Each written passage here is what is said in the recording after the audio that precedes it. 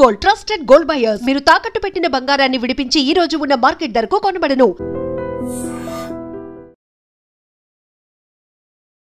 Welcome to iDream Media. So జనరల్గా ఏంటంటే infertility issue అనేది ఎక్కువగా ఇబ్బంది పెడుతూ ఉంది. అసలు ఫెర్టిలిటీ లేదు, పిల్లలు కలగడం లేదు అనే వాళ్ళ సంఖ్య రోజు రోజుకి పెరుగుతూ ఉంది. అసలు ఎందుకు ఈ ప్రాబ్లం?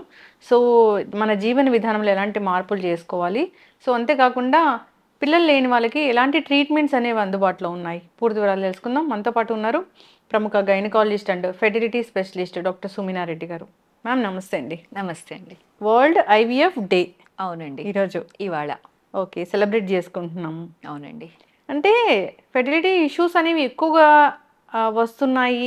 ఫెర్టిలిటీ సెంటర్స్ కూడా మ్యామ్ గల్లీకి ఒక సెంటర్ అనేది ఉంటూ ఉంది. ఎందుకు ఈ ఫెర్టిలిటీ ప్రాబ్లం అనేది ఇంతగా వస్తూ ఉంది? సో ఈ వరల్డ్ ఐవీఎఫ్ డే థీమ్ ఏంటి అసలు? సో ఇవాళ 25th జూలై రోజు మనం వరల్డ్ ఐవీఎఫ్ డేగా సెలబ్రేట్ చేసుకుంటున్నామండి. ఎగ్జాక్ట్గా 47 సంవత్సరాల ముందర 1978 25th జూలై రోజు world first IVF baby Louise Brown United కింగ్డమ్లో జన్మించింది. సో దానికి గుర్తుగా మనము వరల్డ్ ఐవీఎఫ్ డే సెలబ్రేట్ చేసుకుంటున్నాము. సో అంటే ఈ ఐవీఎఫ్ పద్ధతి అనేది మన ప్రపంచంలోకి వచ్చి ఇవాళకి కరెక్ట్గా 47 ఇయర్స్ అయ్యింది. ఈ 47 ఇయర్స్లో ఎన్నో మార్పులు జరిగాయి. ఒకప్పుడు ఎవరో కొంతమంది పిల్లలు లేని వాళ్ళకే ఐవీఎఫ్ చేయించుకునే వాళ్ళు, అది కూడా ఒక రేర్ అడ్వాన్స్డ్ ట్రీట్మెంట్ లాగా వినేవాళ్ళం.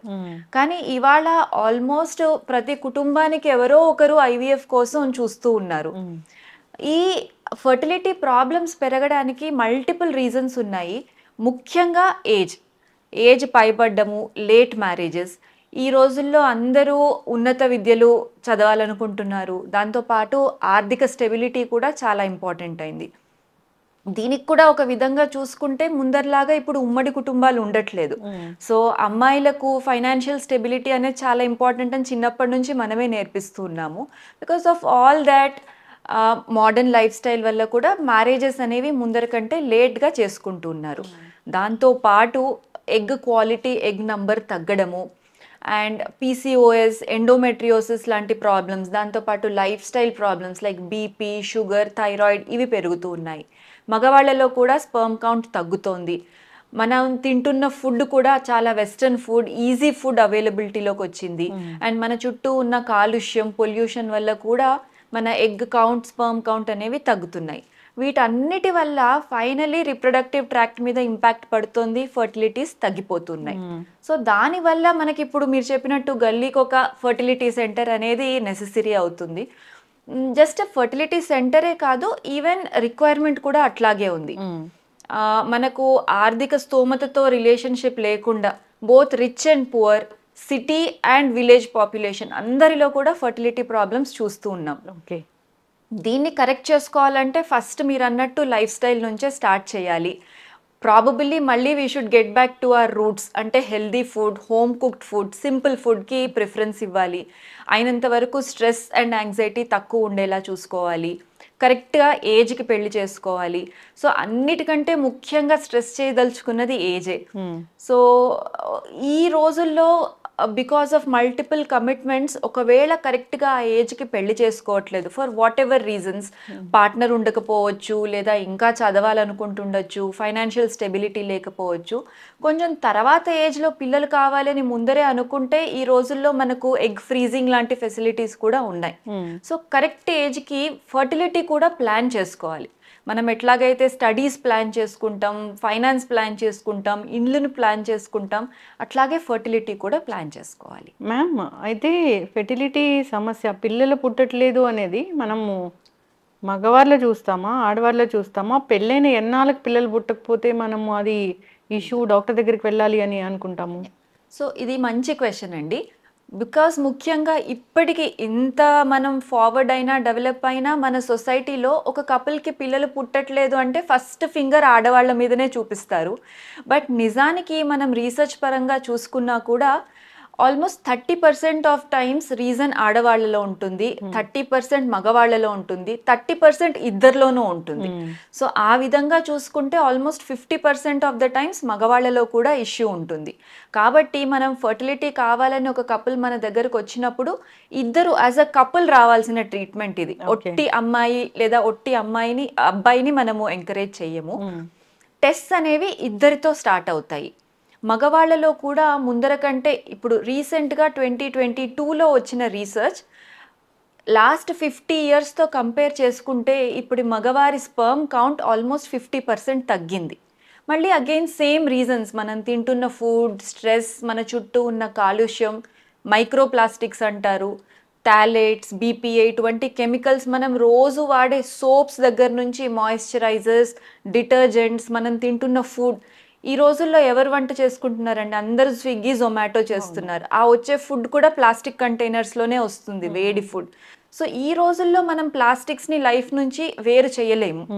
వీటన్నిటి వల్ల ఫైనలీ ఎఫెక్ట్ అనేది రిప్రొడక్షన్ మీద కూడా పడుతుంది. దాంతోపాటు life style changes, BP, sugar, cancers పెరుగుతూ ఉన్నాయి. సో ఇవన్నీ కూడా మనకు స్పర్మ్ కౌంట్ మీద, ఎగ్ క్వాలిటీ మీద ప్రభావం చూపిస్తుంది. ఒక కపుల్ మనకు ట్రీట్మెంట్ కోసం వచ్చినప్పుడు ఫస్ట్ వి స్టార్ట్ విత్ అసలు ఎక్కడ ప్రాబ్లం ఉంది అని ఇన్వెస్టిగేట్ చేస్తాము. దెన్ దానికి సంబంధించి సపోజ్ ఎగ్ గ్రోత్లో ప్రాబ్లం ఉంటే ఎగ్ గ్రోత్ అవ్వడానికి హార్మోన్స్ ఇవ్వడము, అట్లాగే ట్యూబ్స్ ఏమైనా బ్లాక్ ఉన్నాయి అనుకుంటే ట్యూబ్స్ ఓపెన్ చేయడానికి సర్జరీస్ ఉంటాయి. స్పర్మ్ కౌంట్లో ఇష్యూ ఉంటే దాన్ని కరెక్ట్ చేయడానికి మందులు ఇస్తారు. సో ప్రాబ్లం ఎక్కడుందో చూసి దానికి ట్రీట్మెంట్ అనేది చేస్తాము. ఓకే.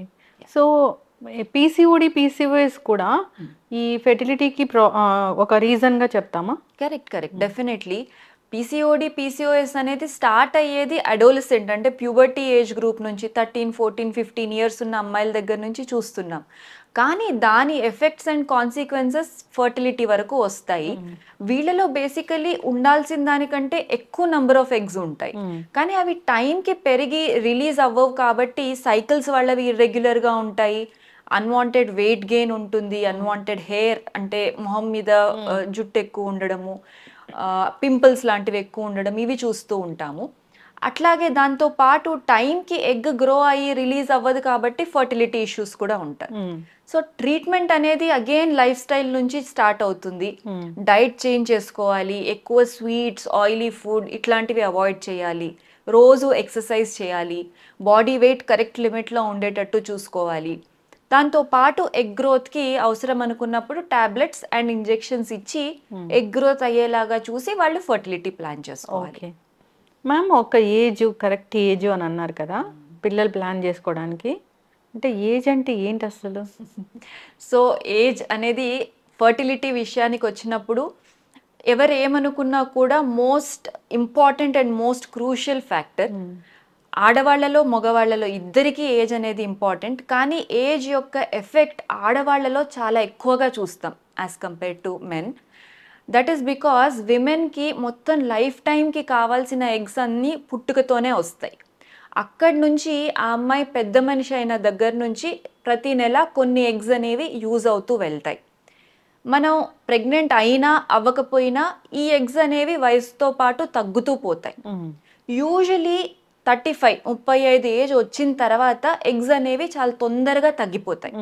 కానీ ఈ రోజుల్లో because of our stress and life style చిన్న ఏజ్ ఉన్న వాళ్ళకు కూడా ఎగ్స్ తగ్గడం చూస్తూ ఉన్నాం.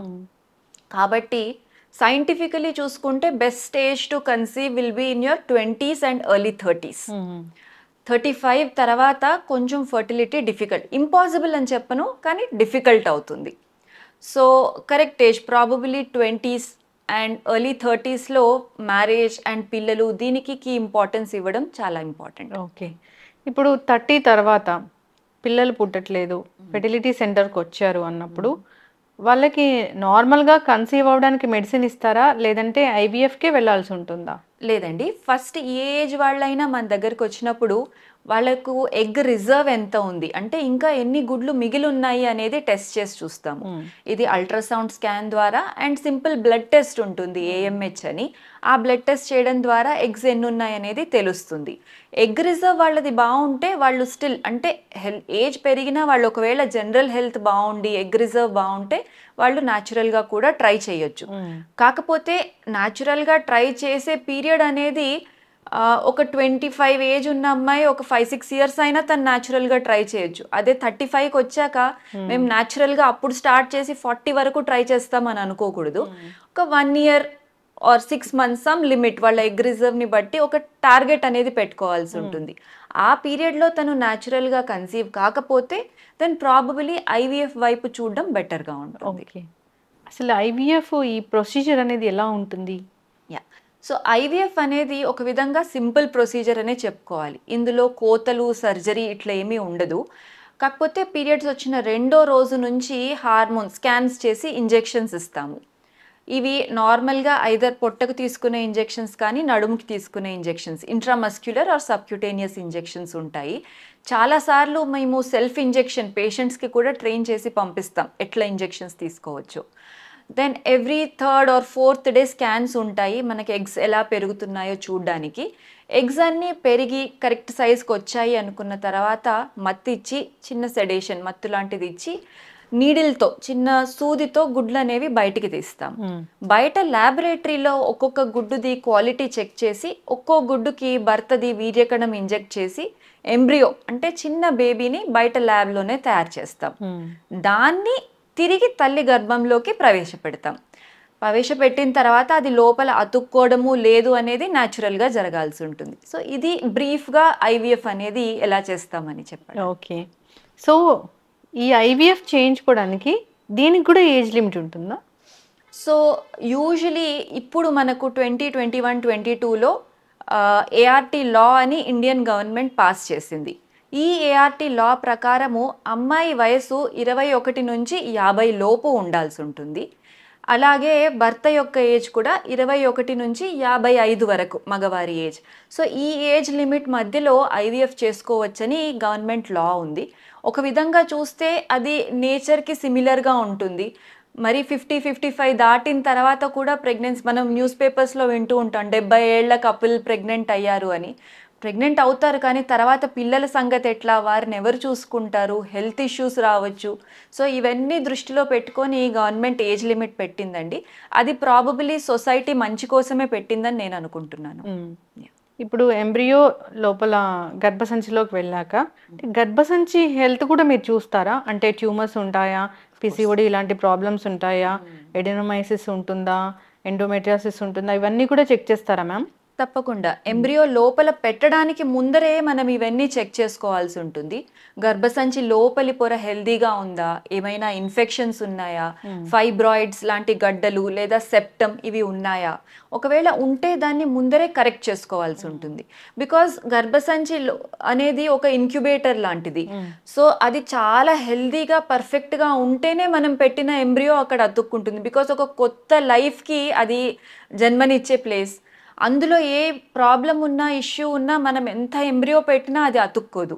సో లోపల పెట్టడానికి ముందరే అన్ని చెక్ చేసుకొని లోపల పెట్టాల్సి ఉంటుంది. ఓకే, అది సక్సెస్ అయింది అనేది ఎప్పుడు తెలుస్తుంది? మనం ఎంబ్రియో లోపల పెట్టిన తర్వాత 2 వారాల పాటు మందులు ఇస్తాము. తనకు కొంచెం రెస్ట్ కూడా ఇవ్వాల్సి ఉంటుంది కాబోయే తల్లికి. సో 2 వారాల టైం తర్వాత బ్లడ్లో మనకు HCG అనే హార్మోన్ డిటెక్టబుల్ లెవెల్కి వస్తుంది. సో 2 వీక్స్ తర్వాత బ్లడ్ టెస్ట్ చేసినప్పుడు మనకు పాజిటివా నెగిటివా అనేది తెలుస్తుంది. అక్కడి నుంచి మరో 2 వారాల తర్వాత అల్ట్రాసౌండ్ స్కాన్లో పెట్టిన ప్రెగ్నెన్సీ అంటే సింగిల్ ప్రెగ్నెన్సీయా లేదా ట్విన్సా, హెల్దీగా ఉందా, కరెక్ట్ పొజిషన్లో ఉందా, హార్ట్ బీట్ వచ్చిందా లేదా, అది ఇంకో 2 వారాల తర్వాత తెలుస్తుంది. హార్ట్ బీట్ అనేది జనరల్గా ఎప్పుడు చూస్తాం మ్యామ్? యూజువలీ 6వ వారం అంటే మనం ఎంబ్రియో లోపల పెట్టిన నెల తర్వాత చూస్తాం. అప్పుడు ఒక బేబీ లోపల పెట్టాక ఇంకొక బేబీని కూడా ల్యాబ్లో గ్రో చేస్తామా మనం? సో మనము ఐవీఎఫ్ చేసినప్పుడు మనం ఇస్తున్న ఇంజెక్షన్స్కి చాలా గుడ్లు పెరుగుతాయి. ఒకవేళ మన ఎగ్ రిజర్వ్ బాగున్నట్టయితే సుమారు 10-12 ఎగ్స్ వరకు కూడా పెరుగుతాయి. బయటికి తీసిన తర్వాత క్వాలిటీ చెక్ చేసినప్పుడు ప్రతి ఫాలికల్ స్కాన్లో చూసిన ప్రతి ఫాలికల్లో మంచి గుడ్డు ఉండాలని లేదు. మేబీ ఒక 6-7 మంచి ఎగ్స్ రావచ్చు. దానికి వీర్యకణం ఇంజెక్ట్ చేసిన తర్వాత మనకు 4-5 ఎంబ్రియోస్ వస్తాయి. ఈ ఎంబ్రియోస్ని యూజువల్లీ 5వ రోజు వరకే మనము కల్చర్ చేస్తాం ల్యాబ్లో. 5వ రోజు దాటిన తర్వాత బయట ల్యాబ్లో కల్చర్ చెయ్యం. మాక్సిమం 6వ రోజు దాటి కల్చర్ చెయ్యము. ఇందులో నుంచి 1 కానీ 2 కానీ మంచి క్వాలిటీ ఎంబ్రియోస్ని తల్లి గర్భంలోకి పెడతాము. ఎక్స్ట్రాగా ఉన్న ఎంబ్రియోస్ని ఆ 5వ రోజు ఏజ్లోనే ఫ్రీజ్ చేసి ఉంచుతాము. అంటే ఇది లిక్విడ్ నైట్రోజన్లో ఆ ఏజ్ అక్కడితో ఆగిపోతుంది అనమాట. -169 డిగ్రీస్ సెంటిగ్రేడ్ దగ్గర వాటిని ఫ్రీజ్ చేసి ఉంచుతాము. తర్వాత ఒకవేళ ఈ ప్రెగ్నెన్సీ సక్సెస్ అయిపోయింది అనుకోండి, నెక్స్ట్ ప్రెగ్నెన్సీ వాళ్ళు మళ్ళీ కోరుకుంటే ఈ ఎక్స్ట్రా ఎంబ్రియోస్తో ప్లాన్ చేసుకోవచ్చు. లేదా బై సమ్ ఛాన్స్ ఈసారి ఫెయిల్ అయ్యింది, ఎంబ్రియో లోపల అతుక్కోలేదు అనుకుంటే ఎక్స్ట్రా ఉన్న ఎంబ్రియోస్తో ఇంకొకసారి అటెంప్ట్ చేయడానికి వీలు పడుతుంది. ఎప్పుడు ఐవీఎఫ్లో చూసినా కానీ ట్విన్సే పుడతారు. సో ఇది కూడా ఒకలాంటి అపోహే అండి. మన దగ్గర ఉన్న ఎంబ్రియోస్లో మనం 2 ఎంబ్రియోస్ పెడితే ట్విన్స్ పుట్టే ఛాన్స్ ఎక్కువ ఉంటుంది. అట్లాగే ఒకప్పుడు మనకు టెక్నాలజీ తక్కువ ఉండింది కాబట్టి సక్సెస్ రేట్ని పెంచడానికి 3, 4, 5 ఎంబ్రియోస్ కూడా పెట్టేవాళ్ళు పాతకాలంలో. కానీ ఇప్పుడు మనకు టెక్నాలజీ బాగుంది, గర్భసంచి లోపలి పొర కరెక్ట్గా చెక్ చేస్తున్నాము. అట్లాగే ఎంబ్రియో జెనెటిక్ టెస్టింగ్ కూడా ఇప్పుడు అవైలబుల్గా ఉంది, PGTA. అంటే చూడ్డానికి ఎంబ్రియో బాగుంది కానీ జెనెటికల్లీ అది కరెక్ట్గా ఉందా లేదా అని చెక్ చేసి లోపలికి ట్రాన్స్ఫర్ చేయొచ్చు మనం. కాబట్టి ఇప్పుడు మనం సింగిల్ ఎంబ్రియో ట్రాన్స్ఫర్స్నే ఎంకరేజ్ చేస్తున్నాము. అట్లాగే 2 ఎంబ్రియోస్ పెడితే ట్విన్స్ పుట్టే ఛాన్స్ ఉంటుంది, 3 పెడితే ట్రిప్లెట్స్ కావచ్చు, ట్విన్స్ కావచ్చు, లేదా సింగిల్ ప్రెగ్నెన్సీ కావచ్చు. కాకపోతే మనం ఏం గుర్తుపెట్టుకోవాలంటే మనం ఎన్ని ఎక్కువ ఎంబ్రియోస్ పెడితే, అంటే సింగిల్ బేబీతో కంపేర్ చేస్తే ట్విన్స్ ఉన్నప్పుడు తల్లికి ప్రెగ్నెన్సీ కాంప్లికేషన్స్ ఎక్కువ ఉంటాయి. బీపీ ఉండొచ్చు, షుగర్ రావచ్చు, ప్రీటర్మ్ డెలివరీ అంటే మొత్తం 9 నెలలు నిండకుండానే పిల్లలు పుట్టొచ్చు, NICUలో బేబీస్ని పెట్టాల్సి రావచ్చు. అందుకని ఇప్పుడు మనం సింగిల్ ప్రెగ్నెన్సీస్నే ఎక్కువగా ఎంకరేజ్ చేస్తున్నాం. ఫుల్ టర్మ్ అంటే ఎన్ని వీక్స్? 40 వీక్స్ అంటే మొత్తం 9 నెలలు కంప్లీట్ అయి పుట్టిన బేబీని ఫుల్ టర్మ్ బేబీ అంటాము. ఆ బేబీస్ హెల్దీగా ఉంటారు. ప్రీటర్మ్ నెలలు నిండకుండా పుట్టిన బేబీస్కి కొంచెం ఎక్కువ సపోర్ట్ కావాలి, ICUలో పెట్టాల్సి రావచ్చు. సో మనం వీలున్నంత వరకు full term single baby, healthy mother, ఇదే మన target. Okay ma'am, first time IVF చేయించుకొని నెక్స్ట్ టైము నార్మల్గా కన్సీవ్ అవుతారా? చాలామంది అవుతారండి. ముఖ్యంగా వాళ్ళకి అంటే ఇర్రివర్సిబుల్ ట్యూబ్స్లో ఏమీ బ్లాక్స్ లేవు, but just for some reason pregnancy వీలు పడట్లేదు. Most of the time stress కూడా ఫ్యాక్టర్ ఉంటుంది. అలాంటి వాళ్లకు ఫస్ట్ IVFతో బేబీ పుట్టేసిన తర్వాత లైఫ్లో చాలా స్ట్రెస్ ఫ్రీగా హ్యాపీగా ఉంటారు. ఇట్లాంటి సందర్భంలో సెకండ్ టైం న్యాచురల్గా కన్సీవ్ అయిన వాళ్ళు చాలా మంది ఉంటారు. But of course first time ఒకవేళ ట్యూబ్స్లో బ్లాక్స్ ఉండి IVF చేయాల్సి వచ్చినా, లేదా హస్బెండ్ స్పర్మ్ కౌంట్ చాలా తక్కువ ఉన్నా, వీళ్లకు సివియర్ పాలిసిస్టిక్ ఓవరీస్ లేదా సివియర్ ఎండోమెట్రియోసిస్ ఇట్లాంటి సివియర్ ఫ్యాక్టర్స్ ఉంటే మేబీ సెకండ్ టైం కూడా IVF అవసరం రావచ్చు. మ్యామ్, ఇప్పుడు వైఫ్ అండ్ హస్బెండ్, ఇప్పుడు వైఫ్ ఎగ్స్ అంతా హెల్దీగా ఉన్నాయి, హస్బెండ్ స్పర్మ్ అంత హెల్దీగా లేదు అన్నప్పుడు అప్పుడు ఎలా చేస్తారు అసలు? సో ఇప్పుడు మనకున్న టెక్నాలజీతో మనకు యాక్చువల్లీ న్యాచురల్గా పిల్లలు పుట్టాలి అనుకుంటే అట్లీస్ట్ 10 మిలియన్ మొటైల్ స్పర్మ్స్ ఉంటే ప్రెగ్నెన్సీ ఛాన్సెస్ బెటర్గా ఉంటాయి. 1 మిలియన్ అంటే 10 లక్షలు, 10 మిలియన్స్ అంటే దగ్గర 1 కోటి హెల్దీ మొటైల్ స్పర్మ్స్ ఉండాలి. కొంతమందికి స్పర్మ్ కౌంట్ చాలా తక్కువ ఉంటుంది, 1 మిలియన్, 1/2 మిలియన్ కూడా ఉండొచ్చు. సో వీళ్ళకి న్యాచురల్ ప్రెగ్నెన్సీ ఇబ్బంది అవుతుంది. అదే మనకు ఇప్పుడు IVF, ICSI లాంటి ప్రొసీజర్స్ ఉన్నప్పుడు మనకు ఒక్క హెల్దీ ఎగ్కి ఒక్క మంచి స్పర్మ్ దొరికినా మనం దాంతో ప్రెగ్నెన్సీ ప్లాన్ చేయడానికి వీలు పడుతుంది. అజూస్పర్మియా అంటాము, అంటే స్పర్మ్ కౌంట్ అస్సలు లేకుండా ఉండడం. ఇట్లాంటి వాళ్ళకు కూడా ఈ రోజుల్లో కొత్త టెక్నాలజీ, మొన్ననే కొలంబియా యూనివర్సిటీ వాళ్ళు స్టార్ అని ఒక డివైస్ ని కనుక్కున్నారు. అంటే ఇది ఆర్టిఫిషియల్ ఇంటెలిజెన్స్ తో sperm tracking and retriever system అన్నమాట. సో ఈ టెక్నాలజీ యూజువలీ ఫస్ట్ మనకు కొత్త ఆకాశంలో కొత్త నక్షత్రాలని కనిపెట్టడానికి వాడేవాళ్ళు. ఇదే టెక్నాలజీతో ఇప్పుడు మనం టీజా అంటే ఒక స్పర్మ్ రిట్రీవల్ టెక్నిక్ అన్నమాట. బయటికి వస్తున్న సీమెన్లో, వీర్యంలో స్పర్మ్స్ లేనప్పుడు డైరెక్ట్గా టెస్టిస్ నుంచి స్పర్మ్స్ని రిట్రీవ్ చేయడానికి టిష్యూ తీస్తాము. ఆ టిష్యూలో స్పర్మ్ ఉందా లేదా అని చూడడానికి ఈ స్టార్ అనే సిస్టమ్ని కనుక్కున్నారు.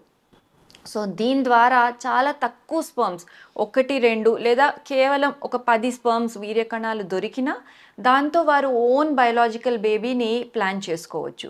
ఒకవేళ దురదృష్టవశాత్తు అస్సలు స్పర్మ్స్ లేవు, అసలు కనిపెట్టలేకపోతున్నాము, ప్రొడక్షనే లేదు అన్న టైంలో మనం ఏఆర్టీ స్పర్మ్ బ్యాంక్స్ నుంచి డోనర్ స్పర్మ్ ఆప్షన్ గురించి ఆలోచన చేయాల్సి ఉంటుంది. ఓకే, అలాంటివి కూడా జరుగుతాయా?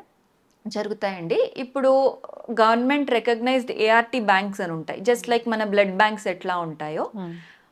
ఎవరికైనా అసలు వీర్యకణాలు లేవు లేదా అసలు గుడ్లు లేవు అనుకున్నప్పుడు ఈ ఏఆర్టీ బ్యాంక్స్ నుంచి స్పర్మ్స్, వీర్యకణాలని కానీ అలాగే ఎగ్స్, గుడ్లను కానీ తీసుకోవచ్చు.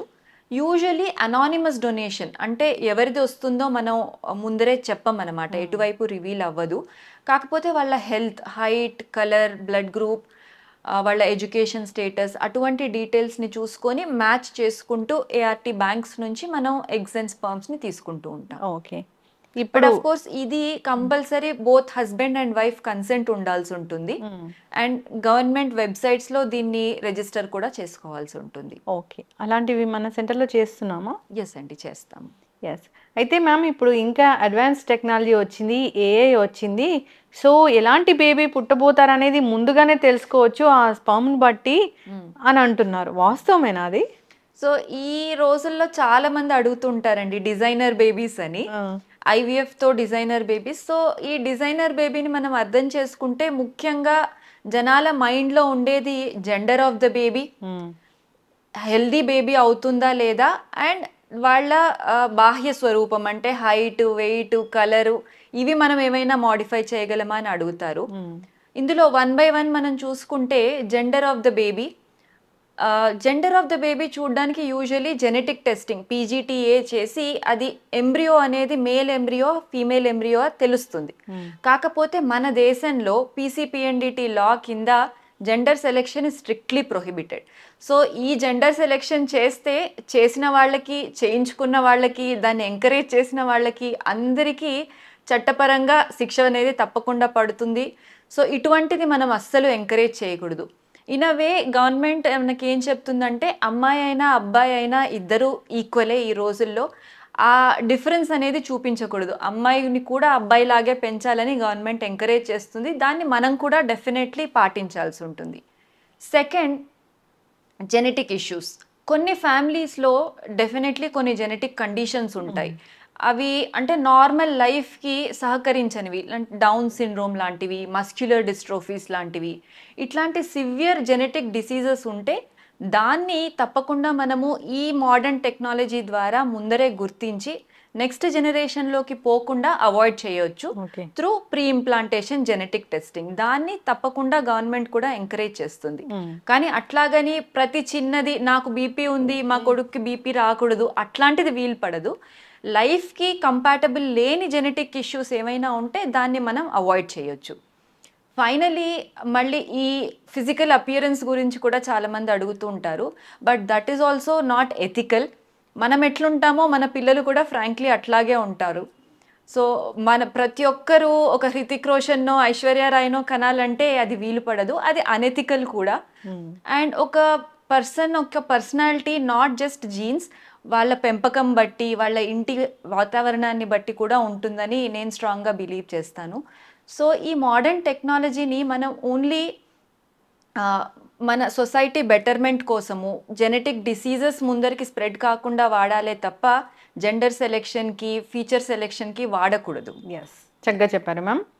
అయితే ఇప్పుడు ఒకవేళ పెద్ద ఏజ్లో వీళ్ళు ఐవీఎఫ్ చేయించుకున్నా కానీ హెల్దీ బేబీసే వస్తారా?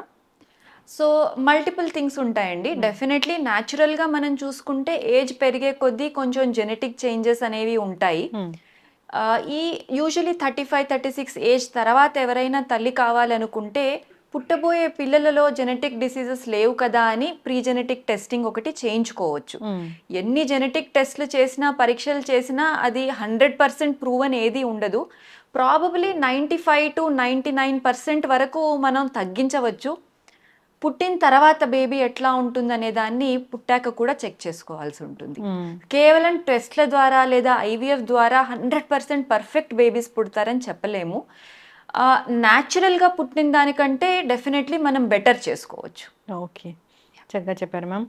అసలు ఈ ఫెర్టిలిటీ ప్రాబ్లం అనేది, ఇన్ఫెర్టిలిటీ కేసెస్ అనేవి ఎక్కువగా పెరిగిపోతున్న నేపథ్యంలో జాగ్రత్తలు అంటే ఏం చెప్తారు? ఫెర్టిలిటీ ప్రాబ్లమ్స్ రాకుండా హెల్దీ బేబీస్ కావాలన్నా, హెల్దీ ప్రెగ్నెన్సీ రావాలన్నా జాగ్రత్తలు అంటే ఏం చెప్తారు? సో హెల్దీ జాగ్రత్తలు అంటే మనం ఇప్పటి వరకు మాట్లాడుకుంటూ వచ్చిందే అండి. Starting from age is very important. Correct ఏజ్లో పెళ్లి చేసుకోవడము, పిల్లల్ని ప్లాన్ చేసుకోవడము. లేదు ఒకవేళ పిల్లలు లేట్ ఏజ్లో కనాలి అనుకున్నప్పుడు ముందరే ఎగ్ ఫ్రీజింగ్ లాంటి ప్రొసీజర్స్ని ఎక్స్ప్లోర్ చేయడం చాలా ఇంపార్టెంట్. అదే కాకుండా ఒక హెల్దీ బేబీ కనాలి అనుకుంటే మన బాడీ హెల్దీగా ఉండడం is important. So healthy body కోసం మంచి డైట్ తీసుకోవడము, ఆకుకూరలు, కూరగాయలు, పాలు, పండ్లు, మన హెల్దీ హోమ్ కుక్డ్ ఫుడ్ తీసుకోవడము, బయట ప్రాసెస్డ్ ఫుడ్ ఇవి వీలున్నంత వరకు తగ్గించడము, రోజు మన లైఫ్ స్టైల్లో ఎక్సర్సైజ్ కంపల్సరీ ఉండేలా చూసుకోవడము. ఇప్పుడు అందరివి కంప్యూటర్ జాబ్స్ అయిపోయాయి, వర్క్ ఫ్రమ్ హోమ్స్ అయిపోయాయి. సో ల్యాప్టాప్ ముందర పెట్టుకొని పనిచేస్తూ ఉంటారు. సెడెంటరీ లైఫ్ స్టైల్ ఎక్కువ అయిపోయింది. సో ఇలాంటి లైఫ్ స్టైల్లో కంపల్సరీ 1 గంట సేపు వారి కోసం వారు కేటాయించుకొని some form of exercise, physical activity చేయాలి. దాంతోపాటు మన అర్బన్ అండ్ రూరల్ బోత్ పాపులేషన్లో స్మోకింగ్, ఆల్కహాల్, ఒకప్పుడు కేవలం మగవారు అనుకునేవారు, ఇప్పుడు అమ్మాయిల్లో కూడా స్మోకింగ్ చాలా పెరిగిపోయింది. So smoking and alcohol it is అంటే not just for reproduction, even heart health కోసం, క్యాన్సర్ ప్రివెన్షన్ కోసం ప్రతిదానికి ఇది ఇంపార్టెంటే. సో స్మోకింగ్, ఆల్కహాల్ని కంప్లీట్గా స్టాప్ చేయాల్సి ఉంటుంది. దెన్ ఒబేసిటీ, ఊబకాయం చాలా ఎక్కువ పెరిగిపోయింది మన సొసైటీలో, దాన్ని కూడా తగ్గించుకోవాల్సి ఉంటుంది. రిక్రియేషనల్ డ్రగ్ యూసేజ్ పెరిగింది, దాన్ని కూడా తగ్గించాల్సి ఉంటుంది. కెఫీన్ అంటే ఒకే దగ్గర కూర్చొని పని చేస్తున్నప్పుడు we tend to consume repeated cups of coffees and teas. This is also not healthy. So daily caffeine intake less than 2 to 3 cups, అంతకు మించి వాడకుండా ఉండాలి. సో లైఫ్లో ప్రతి స్టెప్లోనూ హెల్దీ లైఫ్ స్టైల్ పాటించడం ద్వారా రిప్రొడక్షన్ కూడా ఇంప్రూవ్ అవుతుంది. ఎస్, చక్కగా చెప్పారు మ్యామ్. అంటే త్వరగా పెళ్లి చేసుకోవడం అనేది ఒకటి, అంటే ఒక ఏజ్, ఆ ఏజ్లో పెళ్లి చేసుకోవాలి, వెంటనే పిల్లల్ని ప్లాన్ చేసుకోవాలి, లేదా ఎగ్ ఫ్రీజింగ్ ఆప్షన్స్ అనేవి ఎలాగూ ఉన్నాయి, అడ్వాన్స్ టెక్నాలజీనే ఉంది. సో ఆ విధంగా ఫాలో అవ్వాలని కోరుకున్నాం. పిల్లలు లేట్ ఏజ్లో కంటే వాళ్ళని పెంచడానికి మనకు శక్తి ఉండాలి, అదే చెప్తూ ఉంటారు డాక్టర్స్. సో లేట్ ఏజ్లో పిల్లల్ని ప్లాన్ చేసుకోవడం దాని ఇంపాక్ట్స్ సామాజికంగా, ఫైనాన్షియల్గా, హెల్త్ పరంగా ప్రతి ఫీల్డ్లోనూ మన మీద ఇంపాక్ట్ పడుతుంది. దాన్ని కూడా ప్లాన్ చేసుకోవాల్సి ఉంటుంది ముందరే. ఎస్, చక్కటి ఇన్ఫర్మేషన్ మ్యామ్. మరిన్ని వీడియోస్ అనేది చేద్దాము, సిరీస్ అనేది కంటిన్యూ చేద్దాము. సో వరల్డ్ ఐవీఎఫ్ డే సందర్భంగా మీరు మాకు చక్కటి ఇంటర్వ్యూ ఇచ్చారు. Thank you so much ma'am. Thank you అండి. Thank you. Sir, one life lesson what medicine has taught you. Whatever you can do without expecting. But I really believe మన positive attitude ఉంటేనే మనం ఏదైనా సాధించగలం. గట్ని మనం కరెక్ట్గా deal చేసినట్లయితే అది మనకి పాజిటివ్ హార్మోన్స్ని రిలీజ్ చేస్తుంది. షుగర్ వచ్చిన వాళ్ళ పరిస్థితి ఏంటి? పొట్ట దగ్గర పెరిగితే దాన్ని ఆండ్రాయిడ్ అంటారు, ఆండ్రాయిడ్ ఫోన్ కదా. అసలు థాట్స్ ఎందుకు వస్తాయి? బ్రెయిన్ డెడ్ అంటే దానికి ప్రపంచం అంతా కూడా కొన్ని నిర్దిష్టమైనటువంటి లక్షణాలు. మానసికంగా ధైర్యంగా ఉంటే క్యాన్సర్ జయించవచ్చు. You are a doctor for a cause sir, అంతే. వాళ్ళకి వచ్చిన ఆదాయం కాకుండా ఫ్రీ సర్వీస్ ఎంతమందికో చేస్తారు.